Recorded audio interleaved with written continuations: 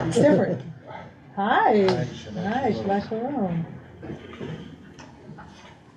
Content of this meeting is being sent to a third party. I don't know what that means, but I just said got it.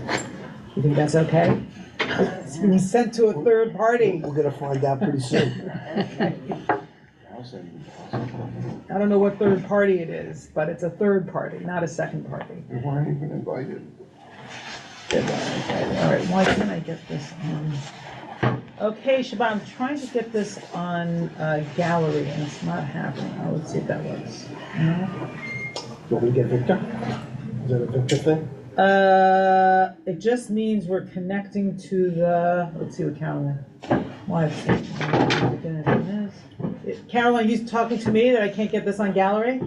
Oh yeah, I'm just talking to you, yeah, Okay, Can I get it on gallery on my computer? Oh, get the, you In other can, words, I want to see the people's faces, not our faces. yeah, if you go to view in gallery, then you can put it on gallery, yeah, Okay, somehow view and gallery are not coming up. No. All right, oh, there we go. View, no. Show, manage participants. It should be the upper right-hand corner. No, I know it should be, but it's not there. I've done this many times. Yeah, I know. Rob, would you mind getting Victor? Yeah. We'll start in a second. I just want to make sure I can see people's faces. Meanwhile, we can say the bracha, so we're not wasting time. As always, we have got so much to do, but I really do want to see people's faces and know who's here. But Shabbat Shalom, everybody. Shabbat In the Shalom. room, on Zoom, even without looking. I know it's an international crew, which is so amazing every time.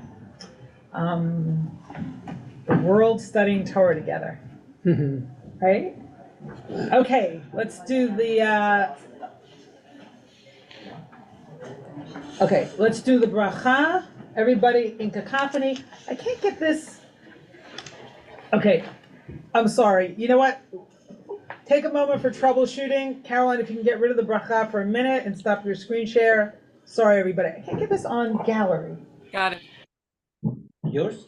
Mine and that one. I want to see everybody in boxes on the screens. All right. There it is.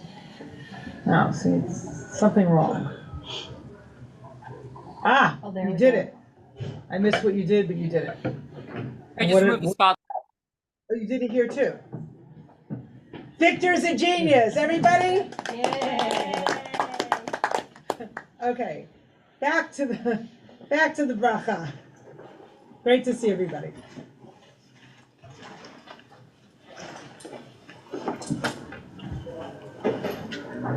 Caroline, if we could screen share the bracha again.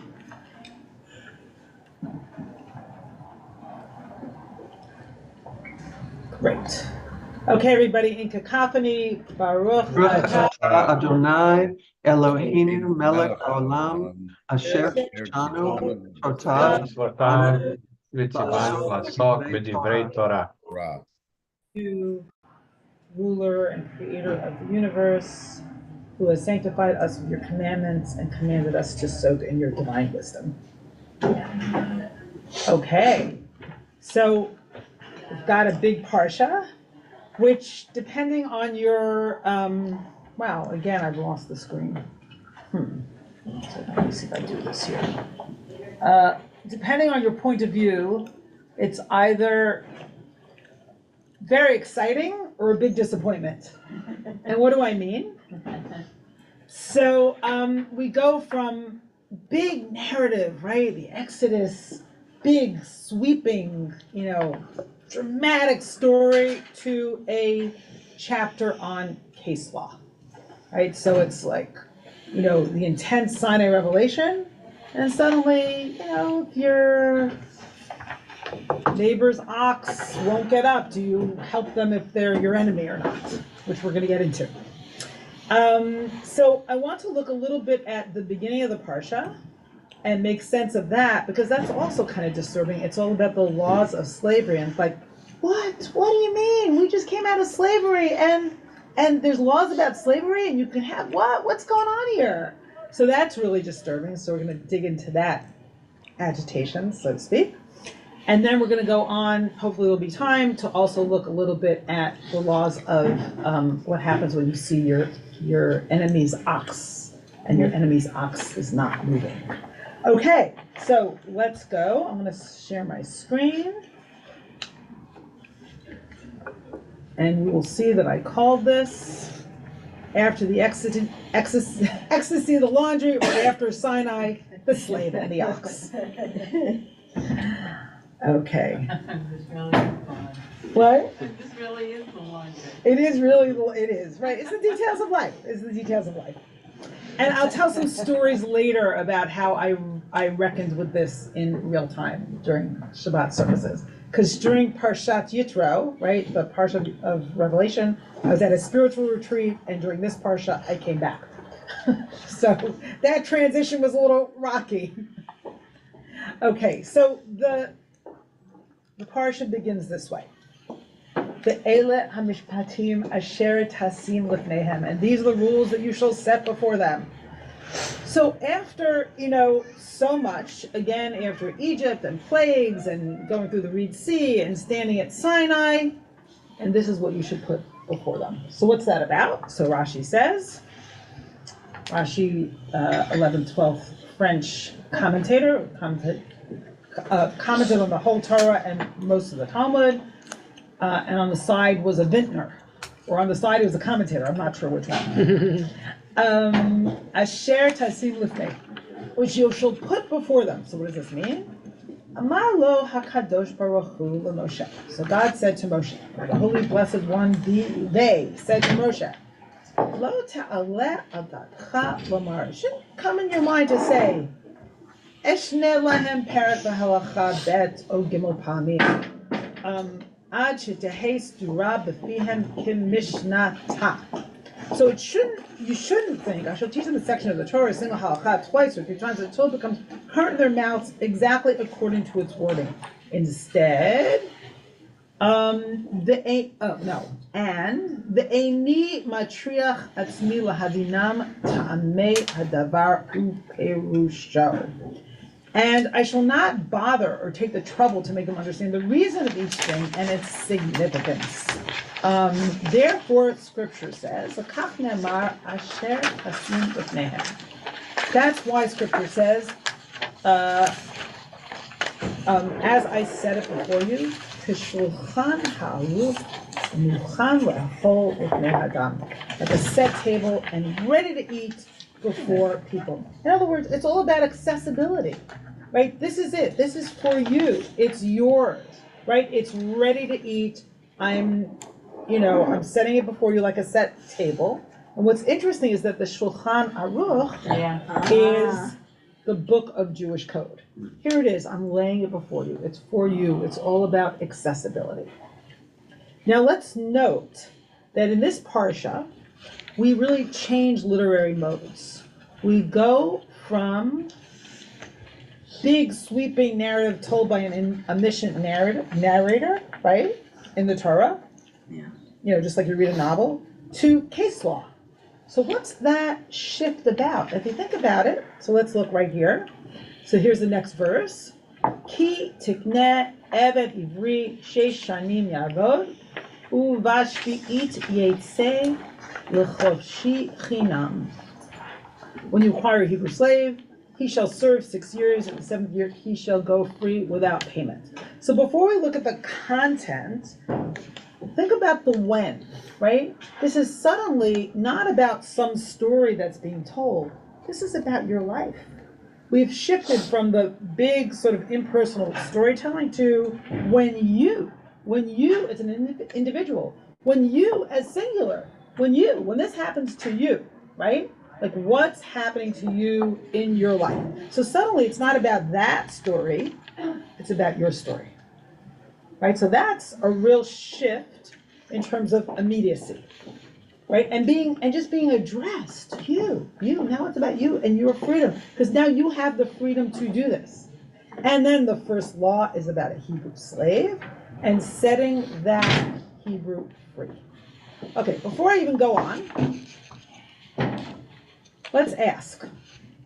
Put it in the chat. I'm not going to take comments yet, maybe quick comments in the room since you came in the chat. Put in the chat, like why is this the first law after what they went through? What does it have to do with anything? What's going on? Why a law about slavery after they've been freed as slaves? Huh? What? Okay, I want to see in the chat if you have any thoughts, or maybe no one has thoughts. I see some people writing. There is moral consequence in terms of another. Great. So how are we treating another? So on the other hand, on one hand, you can balk at the horror of having a slave, and also balk at the horror of these being laws for Hebrew slaves, which implies that perhaps there are no limitations on Canaanite slaves, right? Or slaves who aren't Hebrew. You can balk at that, but, even if you have a slave, like there are limitations and moral consequences. Okay, then let's see. Judy says, it raises the question of what we are free to do. Excellent. Moral training, but it's a strange section. Yes, Barbara, it is. Anyone in the room wants to say something quick, like a phrase? Okay, I'm going to keep reading this. Let's see. Beth, no reason that the Hebrews wouldn't immediately imitate the former captors. Right. Excellent. So they've seen what a master does to a slave. Don't act like that. As soon as you think about a slave, the first verse, you're told, set them free. Right? So this interrupts a cycle that they may have sort of embarked upon. Right? No. Don't get into that cycle. This is not about master slave. This is not about having, now that you're free, it's not about having power over others. Okay, I'm going to read a few more and then go to Mark. Slaves then were voluntary, at least the Hebrew slaves. That's right. So they did it out of when they were economically pressured, and then they would voluntarily be sold into slavery. Mark. This is the story of Jacob and Rachel. This is the story of Jacob and Rachel. And he puts himself to work for a number of years and gets a wife out of it. Although it's interesting because he gets to keep his wife, but there's issues. Well, yeah, it's different than Jacob and Rachel because Jacob went free with his wife, and here you cannot go free with your wife. Yes, this to me is interesting. It's like, but Laban didn't want it. Didn't want to let him go. That's true. He had to run away. So you're right. So this, in some way, this informs the narrative. Beautiful. Yeah. Beautiful. I was gonna say that this tells them that slavery is not forever. Slavery is not forever. It has its limitations. And being a master is not forever. Right. Don't get confused. Now that you're free, don't get confused about power. This is not about having permanent power over other people. Rachel, quick comment, and then we're going to go on. I am appalled and sickened that it looks like if the man wants to go. Well, we're not to that. We didn't read that yet. Hold on. All right. We're just on that first verse. Hold on, Rachel. We'll hold on to your being sickened and appalled, and we'll come back to it. Okay? Rachel has a good sense of like moral indignation, right?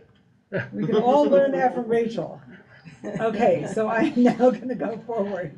I know Rachel fairly well. Okay, so here's one thing people didn't mention: 6 and 7, right? 6 and 7. So what's the force of that? What does that remind us of? Shabbat, right? So here, act like God in setting somebody free, right? Shabbat is the quintessence of being deep freedom, deep rest, right? Don't get confused about how you like in New York, we're very confused about how we should live our lives. Working all the time. Don't get confused, right? Shabbat is part of the moral equation for yourself, for your family, for your animals, for everybody that works within your gates, right? Shabbat is a moral corrective. Okay. Now, Im b'kafo yavo, b'kafo yitzeh, im bal ishahu, v'yatza ishto imo. If he came single, he shall leave single. If he had a wife, his wife shall leave with him. Okay, sounds reasonable, right? However, im adonav yitain lo isha, וילדה לו בנות, האישה וילדה תהיה לאדוניה, והוא יצא בגפו. So begafo is an interesting word. It's like if he came only with his body and not with anything else, which is a way of saying he came single.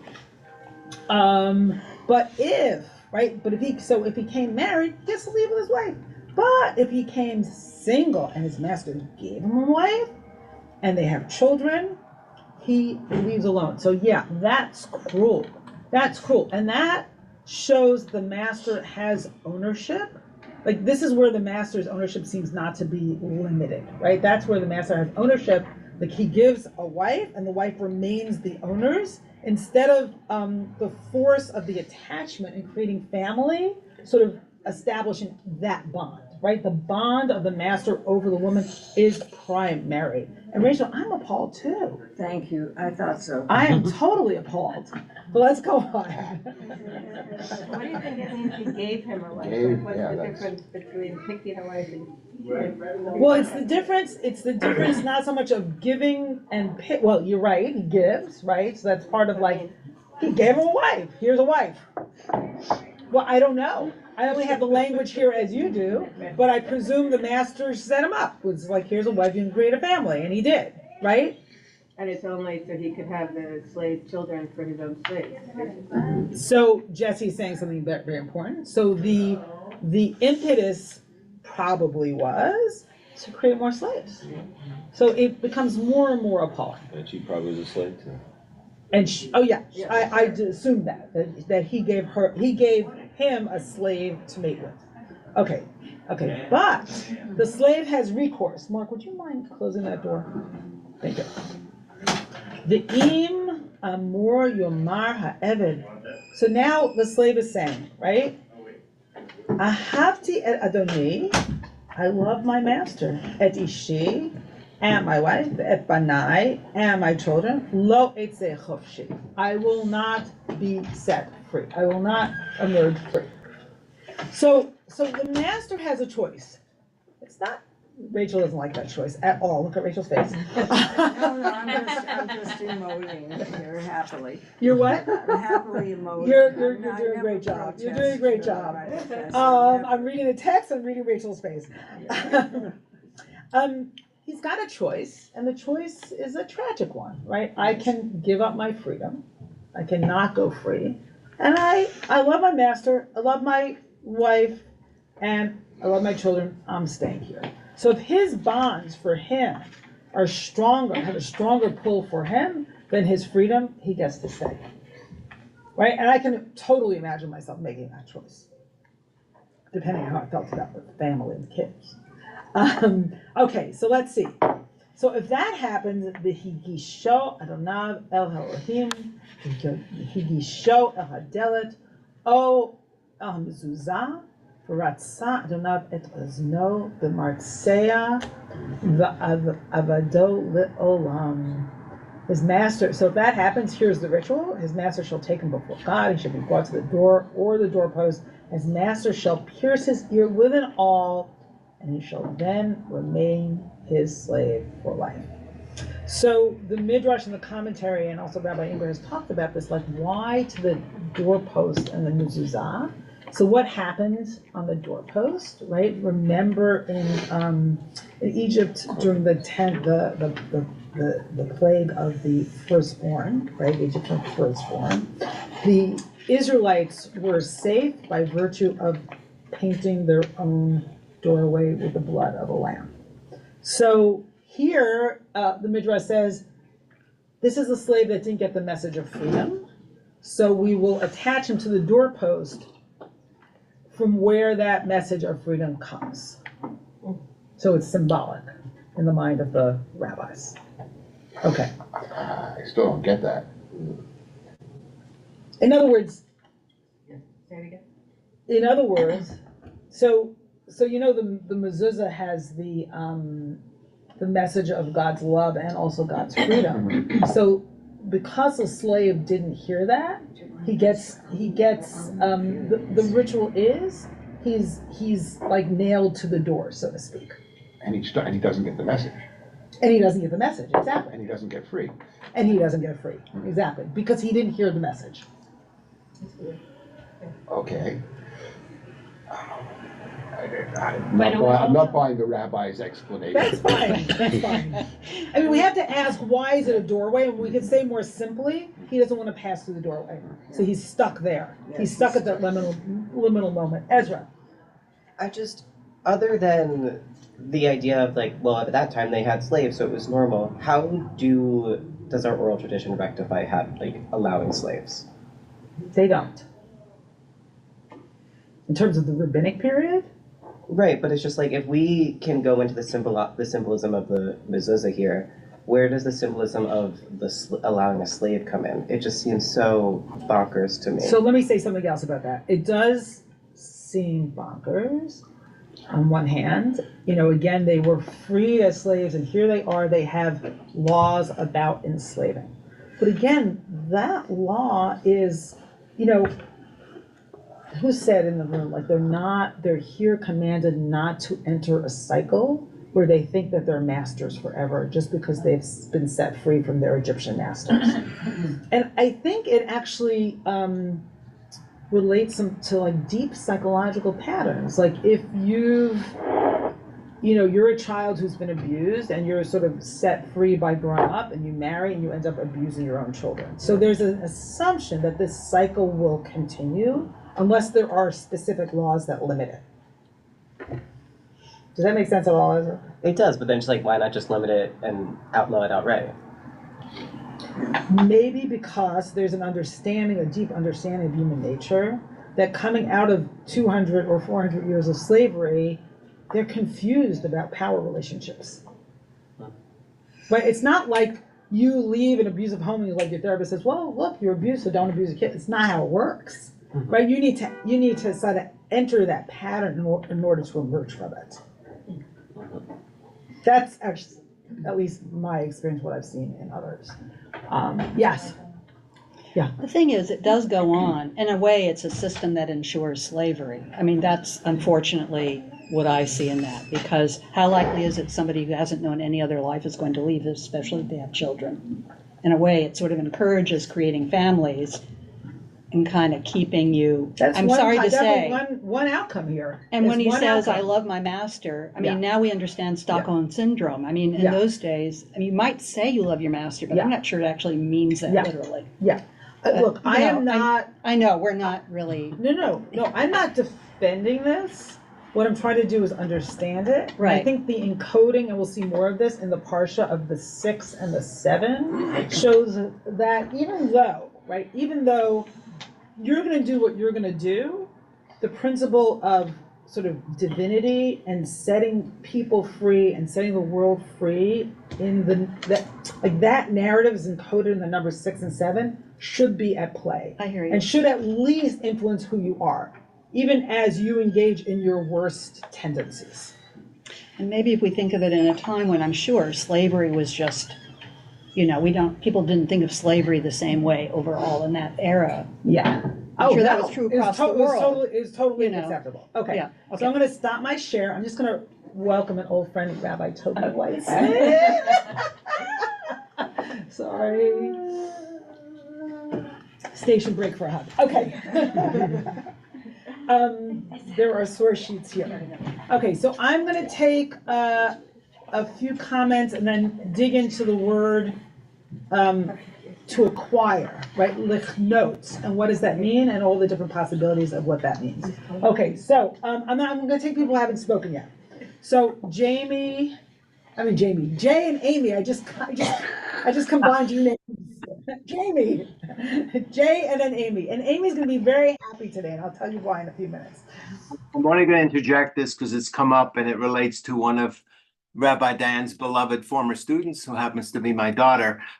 Sarah was born on Shabbat Mishpatim. I never made this connection, but because of Canadian weather, we postponed her bat mitzvah till later. So she did Behar, which actually explicitly talks about slavery and makes the distinction between Hebrew slaves and non-Hebrew slaves, with the former being much more lenient. And that's kind of shocking in the way the earlier person in the room talked about. And she had this great And she, of course, took that on, Sarah being Sarah, and said, look, in a kind of a social worky way, look, if God came to the people and said, be lenient to all the slaves, they couldn't have accepted that. They couldn't have heard it. It would have been just too strange.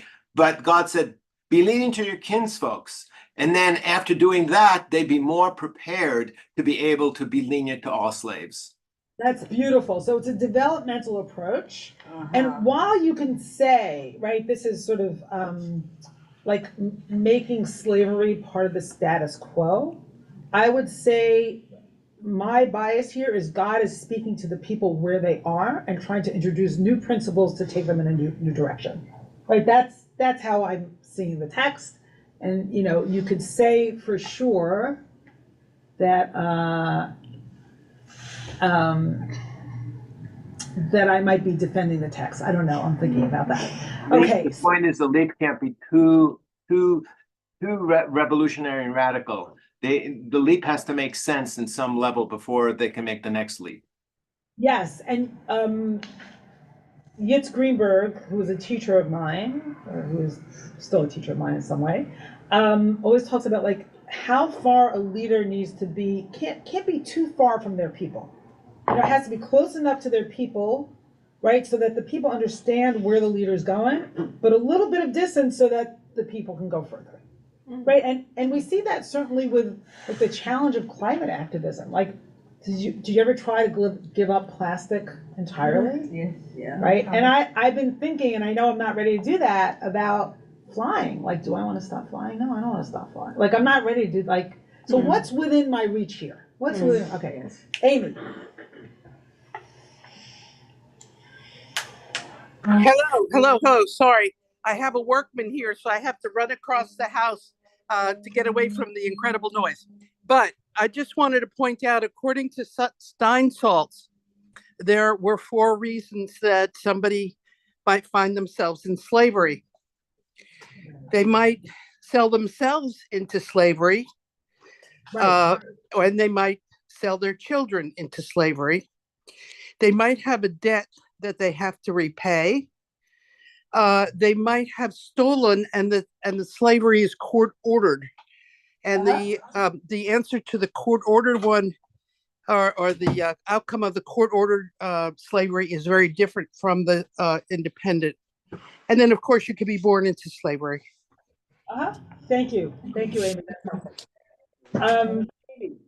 I mean, sorry, not Jamie.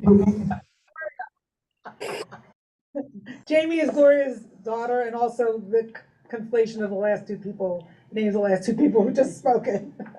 Okay, Gloria. We can't hear you. No. Okay, now I'm unmuted. I had a question because this is a biblical directive, and it is one we are struggling with. There were Jewish families in America that owned slaves during the American slavery period. For sure. Do we have any idea how those slaves were treated as a result of this? Big question, and I certainly can't answer that, but if anyone has any information about that, please put it in the chat. And I don't know if there's one answer to that, right? But if I doubt it, but people have information about that in the chat. Thank you. They might have had better food. Or any food. Oh, Jessica, that's funny. Okay. All right, we're going to go on. Okay, I'm going to share my screen. Okay, so let's look at this word. So, kitiknet. When you acquire, or maybe when you buy, right, a Hebrew slave. But kana, the root here, is really interesting. It actually can mean a lot of different things. I'm going to look at some different contexts in which it means different things. To get, acquire, create, buy, possess. And then relate to God, originating, creating, redeeming God's people, possessor. So if someone has acquired me, I belong to them. This can be positive or negative. So let's go on and we'll see what we mean. So this is from Aviva Richmond. teacher, and I think the head of the Beit Midrash at Hadar. Can someone in the room read that in English in a loud voice? Toby, can you read? You're a rabbi. In a loud voice. In biblical Hebrew, we are in source 6. Hebrew, the root kana can mean to acquire, but it can also mean to create, signaling a creation that comes through acquisition. God's acquisition of the Hebrew slaves demonstrates how to acquire someone in a position of subjugation so that they become free and can create themselves anew. The language of redemption is acquiring. Israel rings with the overtones of the song at the sea, where we describe ourselves as Am Zu Kanita, the people you acquired, like a rebirth. Coming through the waters of the sea into God's acquisition was a moment of creating ourselves as a new people. Okay, beautiful. So that's really interesting. So there's a kind of paradox here. Almost like a parent and a child, right? Like, what does it mean that a child belongs to a parent or belongs to a family? And with that belonging can come freedom. Carolyn, would you mind muting people for now? Thank you so much. Can come with a sense of freedom, just like not belonging to anyone or anything can feel like, I don't know about slavery, but a sense of alienation, right? Deep alienation and not being able to function because you don't belong, right? Belonging is such a deep human need. So let's look at some of these uses of the word kana. So here we have in Genesis, where,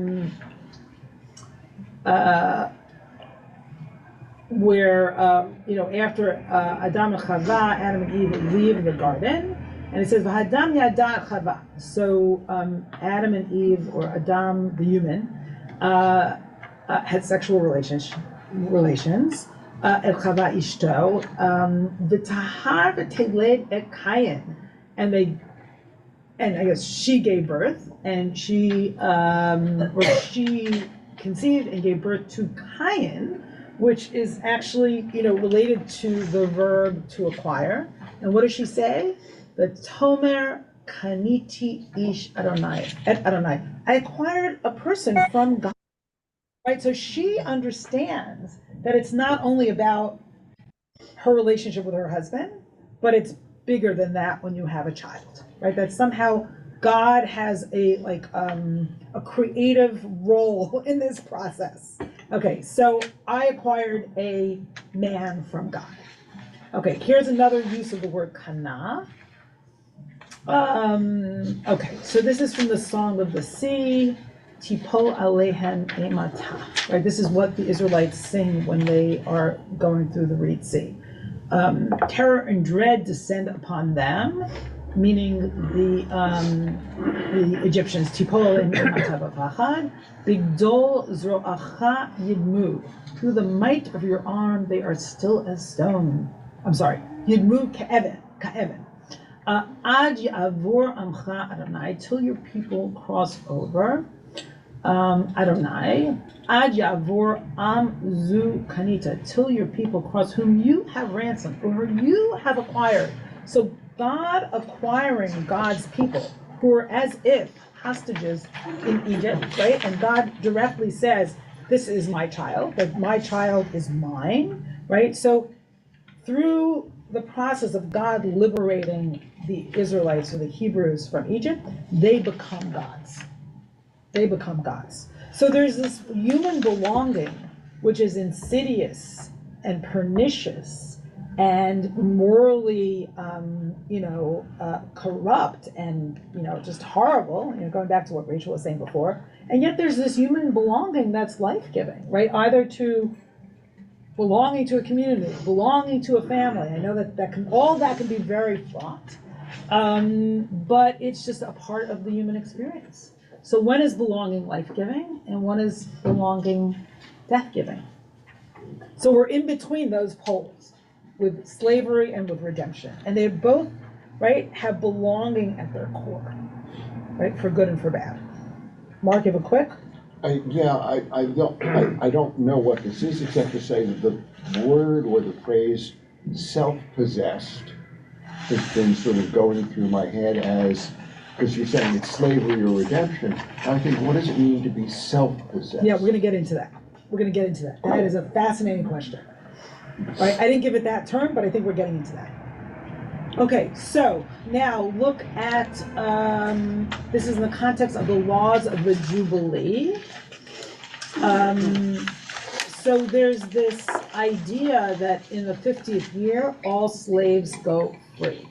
Whether that happened historically or not clear, but it's encoded in the Torah and an idea that still informs us today in some way or another. I'm just going to read the first verse in English. Then they, along with any children, shall be free of your authority. They shall go back to their family and return to the ancestral holding. So there's a sense of, there's a belonging, right, like in slavery, but there's a deeper belonging to land and to God.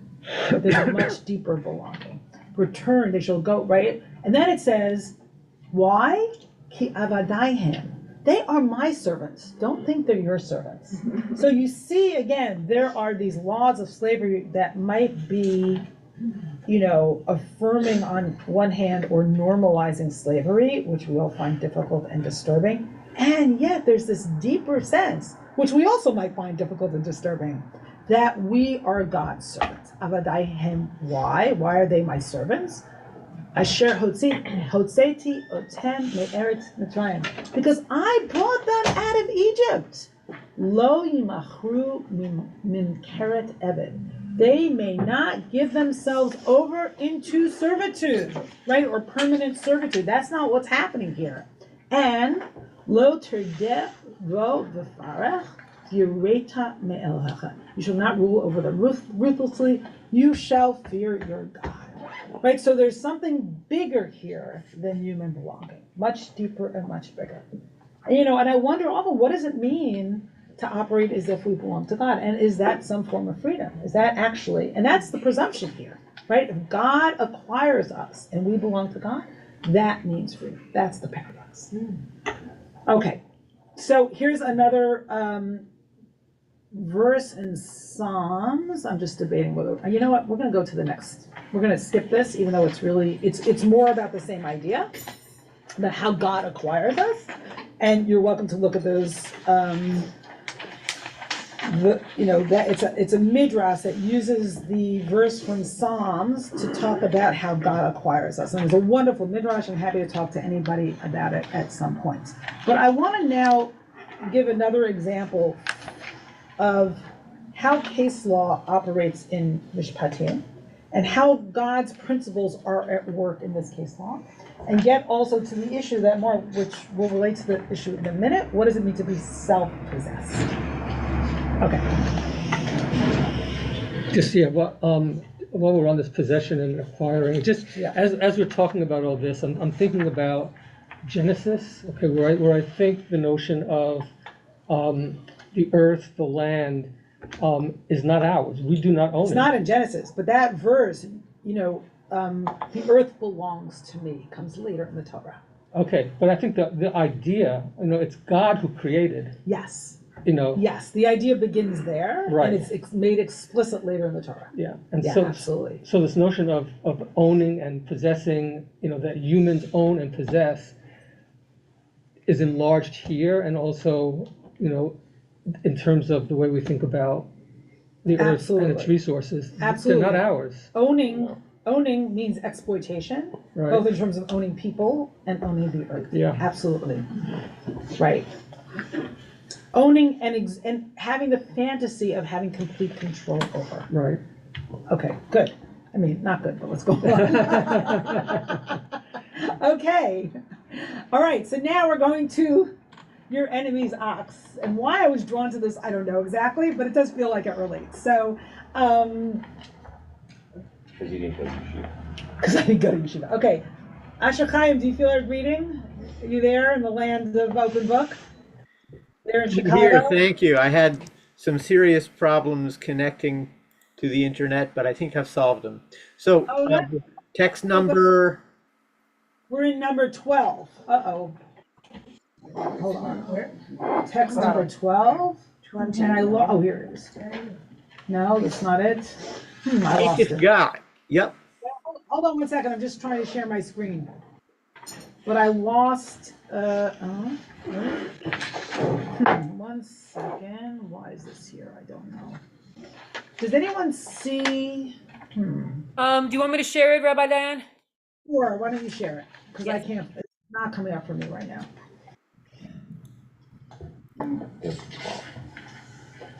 Here it's 12 for some reason, in the written one, and I think online, is it 13 or 12? 12, okay, it's 12, I was wrong. Okay, got it. כי תפגע שור אויבך או חמורו טועה, השב תשיבנו לו. When you bump into the ox of your enemy or his donkey straying, you shall return it to him. כי תראה חמור שונאך roves tahat masa'o, when you see the donkey of your enemy crushed or being crushed by its burden, v'hadalta me'azov lo. This is hard to translate. Don't restrain yourself from abandoning it. Nice. Azov ta'azov immo. Not abandoning with him. Beautiful. I wish I could turn that into English. I don't know, maybe Everett Fox did. You know what? Hold that thought and go to number 13. And now Amy in Florida is going to be very happy with this. Because I'm citing, here's another. Uncle-less. In Aramaic. Are tehezi hamara desan ach. رفيع تحط تعنيه وثيت منع مل مشبق له مشبق تشبق ما دبليباخ علوهي وتفارق إمه. Yes, if you see the donkey of your animal lying under its burden and you might not want to help him, stop yourself from abandoning him. But you should make every effort to help him, abandon what is in your heart against him, and unload with him. Isn't that a gorgeous translation? So Uncle Lewis, who I used to call this translator, when I was a kid in Yeshiva Flatbush, I used to call Uncle Lewis, way of remembering him. We don't really know who he was, but tradition has it that he was a convert to Judaism, and he wrote a Aramaic translation of the whole Torah in around the 1st, 2nd century. And I'm sure Amy has a lot more to say about him, but Amy, if you do, put it in the chat, okay? When you say translation, every translator interprets, but he interprets openly rather than covertly. Nice, beautiful. And what a beautiful way to render the difficult language of that verse. Okay, may I give you a quote from Judah Golden to translators? If in the end your result is incomprehensible, don't feel bad, so was the original. That's fabulous.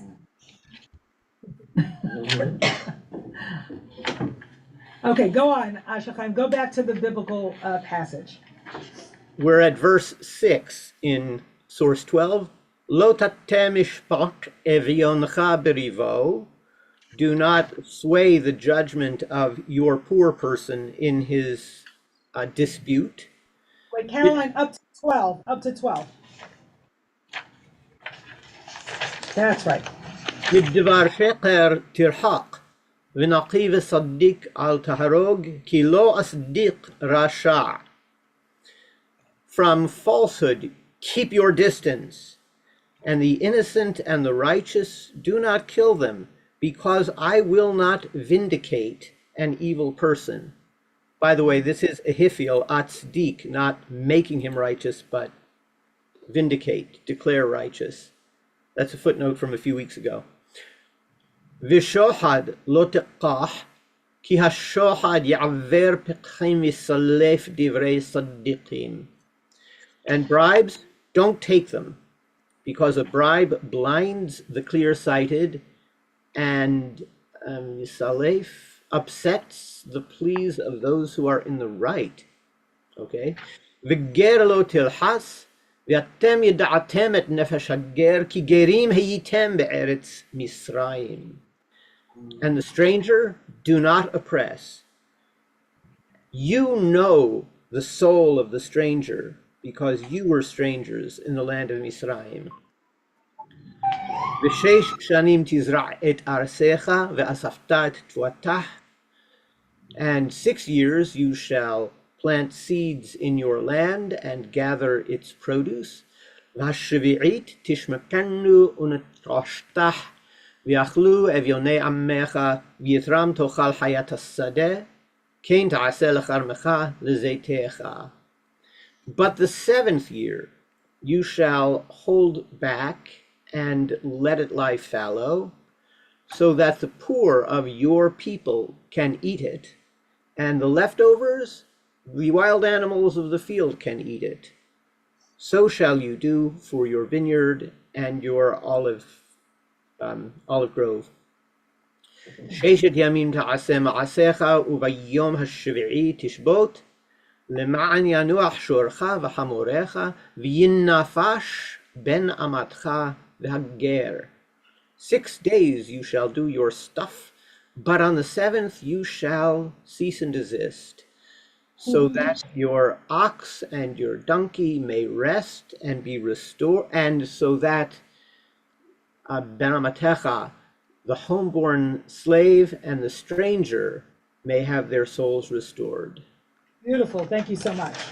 Okay, so I'm gonna stop my screen. Oh, Caroline, stop your screen sharing, please. So here we have a really interesting passage of very specific laws, but then these principles keep coming through, like, I took you out of Egypt, right?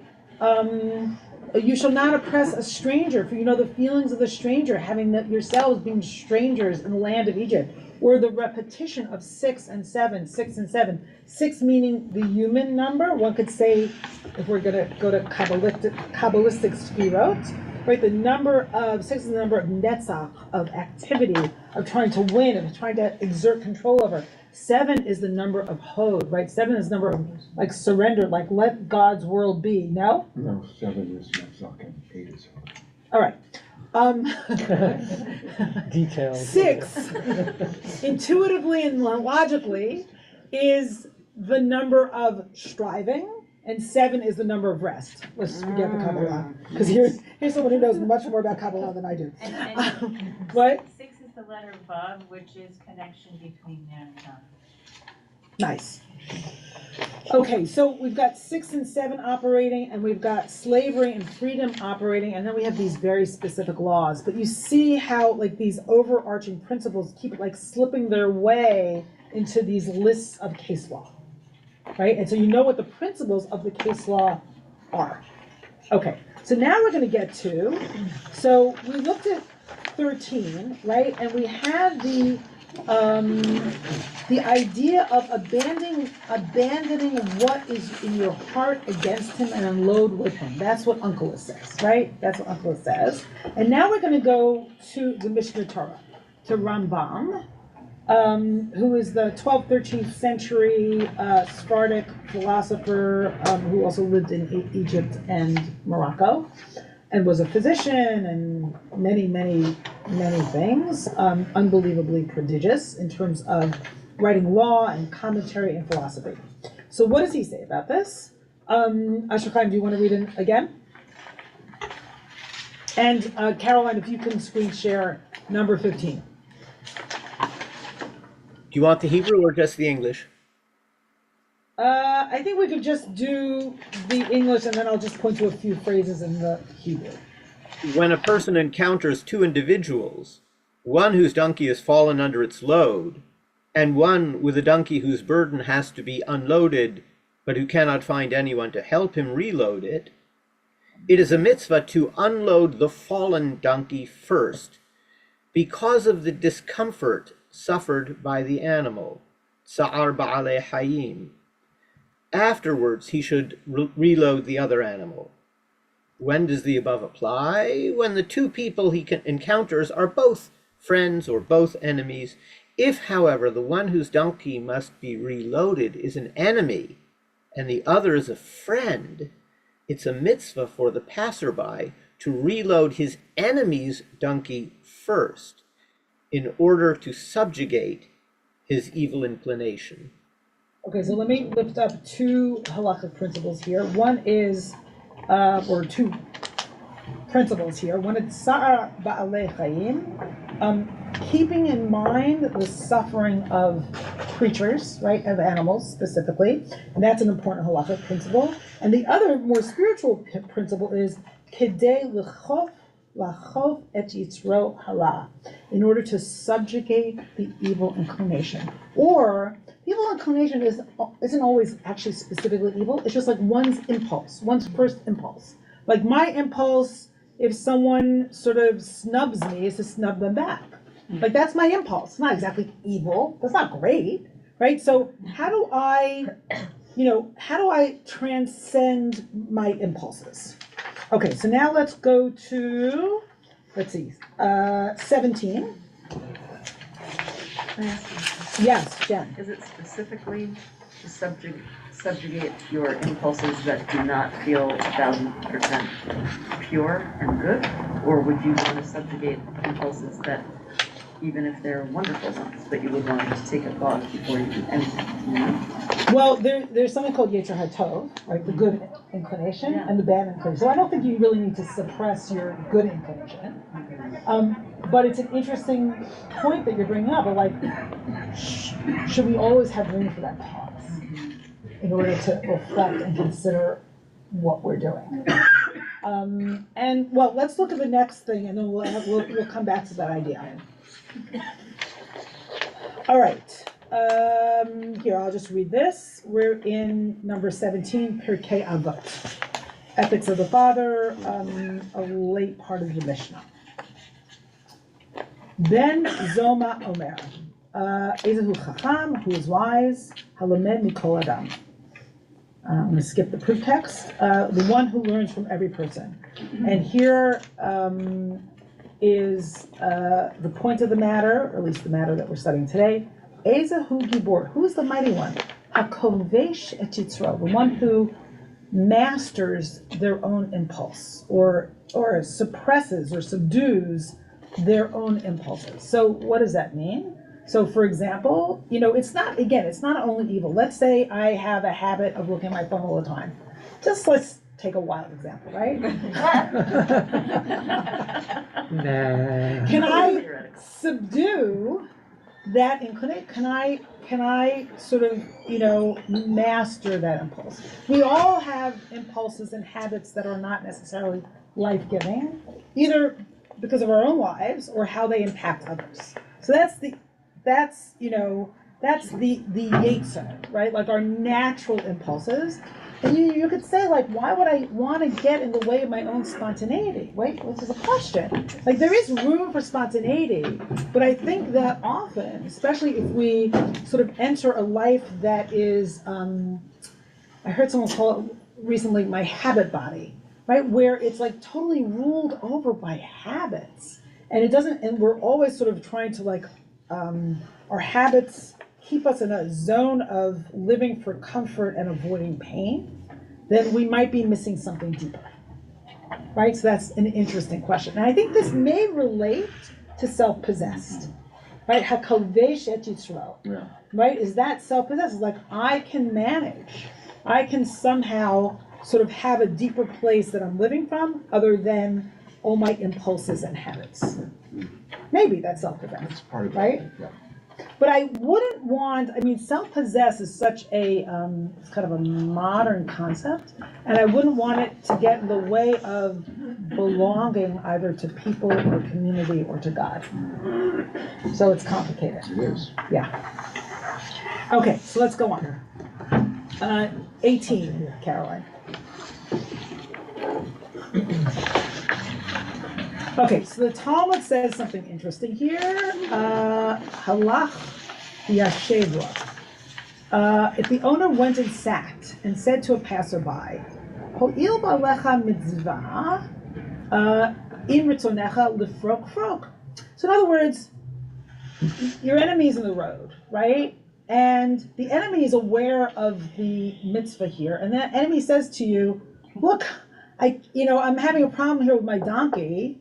It's your mitzvah because I'm your enemy, right? To unload it. So unload it. Then you're exempt from doing that. Like, don't let someone use that in a manipulative way, right? Then you're exempt.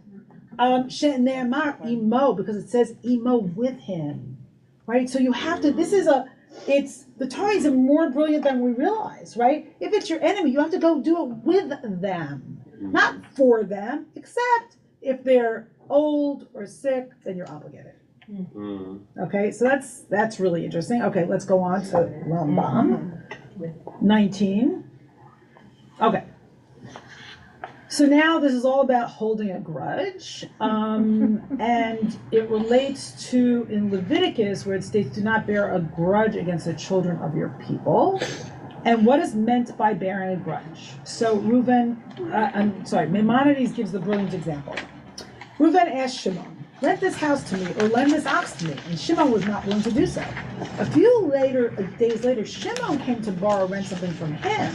And Reuven told him, here it is, I am lending it to you. I am not like you, nor am I paying you back for what you did. Right, so he's holding a grudge. He's not letting it dictate whether he lends or not. So he's saying, he's reminding the other person of what they did to him, right? Okay, so now go down a little bit. Caroline. A person who acts in this manner violates the prohibition against bearing a grudge. Instead of doing so, he should wipe the matter from his heart and never bring it to mind. As long as he brings the matter to mind and remembers it, there is the possibility that he will seek revenge. So it's basically the idea of cleansing your own heart. Therefore, the Torah condemned holding a grudge, requiring one to wipe the wrong from his heart entirely without remembering it all. This is a proper quality which permits a stable environment, trade, and commerce to be established among people. In other words, this is kind of the feelings in society that we need in order to have a properly functioning society. But this is really hard, right? How could you not remember someone snubbed me in the building, right? In one of my neighbors, I see them like, oh, hi. Like I'm not that nice to them. Like I'm angry. Like how does one do that? I don't actually know the answer. Yeah, I so call this rabbinic fantasy literature. Fantasy literature. Yeah. Who said that? Yeah? I don't think You think it's impossible? I don't think this is how people live. Well, okay, so I will say, all right, let's stop sharing for a minute because this is a big one. Hold on. I'd like to take people, if people haven't spoken yet, I'd like to take them, and if not, I will come back to people who have. So we're going to spend a few minutes on that. So, I will say that when I'm consciously trying to live from that generous place, I think about Rebecca, right? And the servant saying, when Abraham's servant is trying to figure out who Isaac's wife is going to be, right? It's that person who will come to me and say, do you want water? But not only give me water, but my animals water. Going over,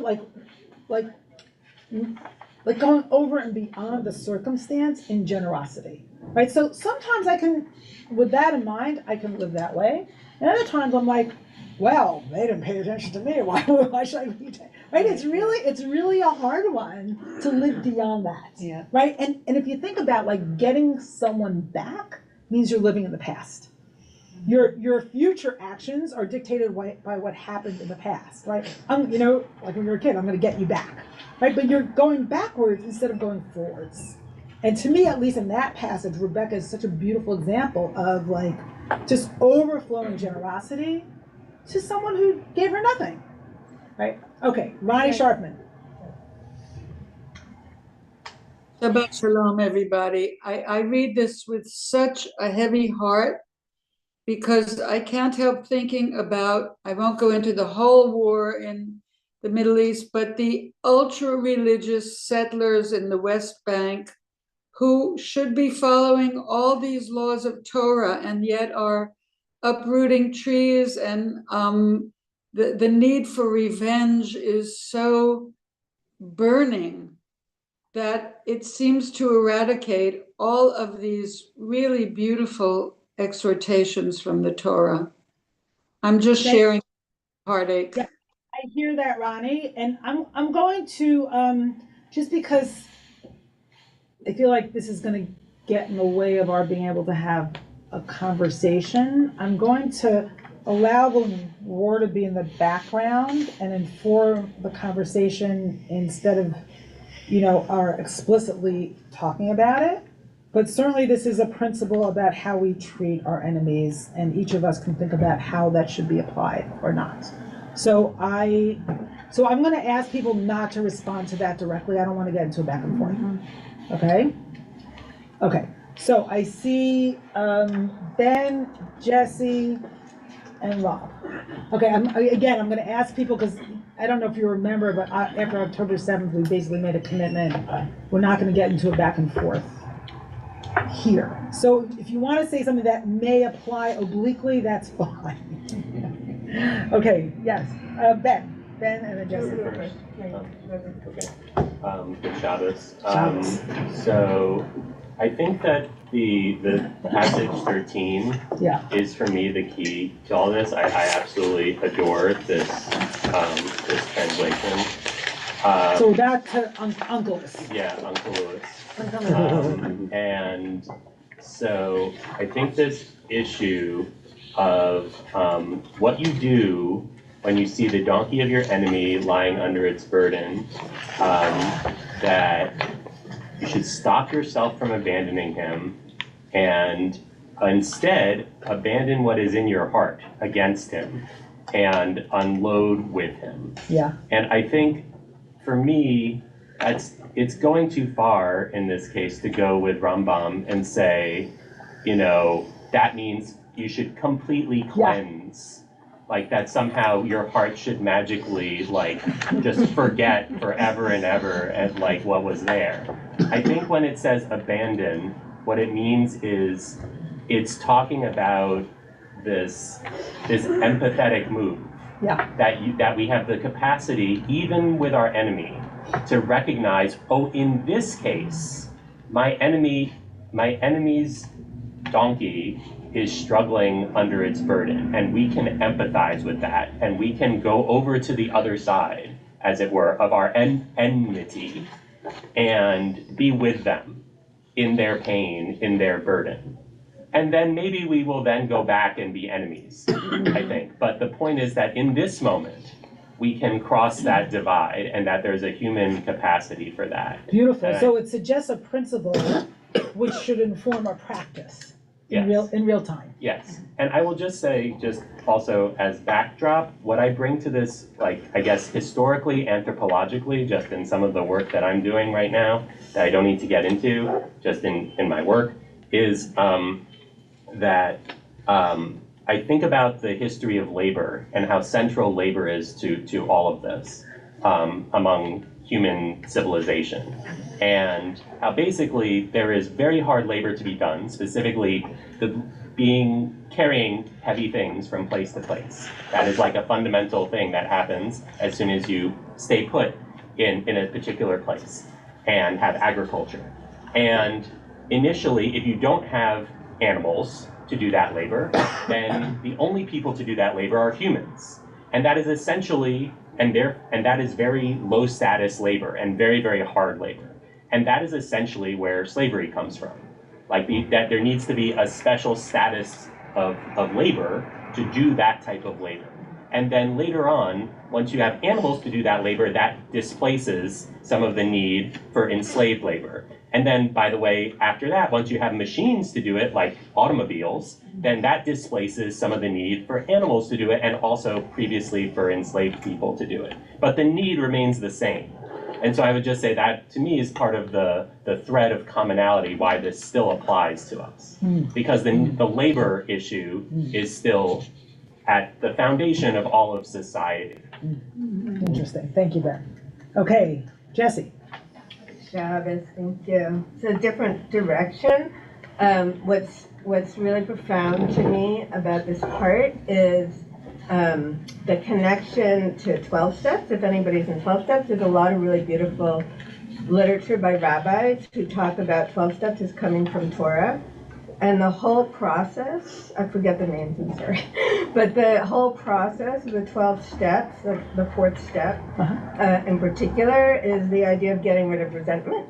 And the whole issue is you get rid of your relationship to false gods, to alcohol, to food, to spending, in order to be connected to God, so that you can live a life of love and generosity and do God's will. And so to do that, there's a concept that, you know, outside 12 steps, is, you know, resentment is like taking a poison and hoping the other person will die, right? Because ultimately, resentment hurts you, not the other person. Someone also wrote that in the chat, but resentment ultimately hurts you. And so the idea is like, eventually, when you get to 8th and 9th step, you make amends and apologies, even if the person has hurt you, you only clean your side of the street, and you make an amend for anything you might have done, and you forgive that person. And it's only through these 12 steps that you become, over the whole time, and it takes sometimes a year or longer, whatever it is, you become connected to God so you can do God's will and live with love. And it's for you, right, to move from self-centered, you know, false gods, food, whatever, that you can really live a beautiful life in connection with the one. To move from a self-centered life to a life of belonging. Yeah, and right. connection. Beautiful. And connection. Well, belonging and connection are exactly. connected. Okay, Rob. This encapsulates all of Judaism. The whole concept is that we have to become like God. And the highest, in my mind, the highest realm is shalom. And Hashem wanted shalom in the community, shalom in the world. And right before Yom Kippur, we ask God to forgive us. But one of the things we do is, if we have problems with people, we have to go and ask their forgiveness so that we can ask God for the ultimate forgiveness. And that's why we have to be like God, and we have to do these things that are really, really painful and hard to do. But we have to do it. Yeah, and how do we do it? I think if we expect our hearts to be completely cleansed, and this relates to what Ben was saying, that might be an impossible, an impossible expectation, setting us up for failure. But if we expect ourselves to act differently no matter how we feel, that might ultimately lead to different feelings, right? So that's the practice. Okay, so Alina and Jay, and then we're gonna do one, I think, more text, and it's a wrap. Thank you so much. I feel like the last few comments have really addressed what I was thinking. You know, we always say we were slaves in Egypt. So, you know, I was working on something in myself yesterday in a reaction I was having, and, you know, realizing I don't want to hold that in my heart. It's really about ourselves and how we see the common humanity in everyone. And it's an endless practice and a very valuable one. Thank you, Alina. It is an endless practice. And we get, again, how the leaving from Egypt, which is connected in the Torah to Shabbat, right? And those numbers 6 and 7, like how can we rise above the 6 to the 7, right? We're always in the 6 and always reaching for the 7.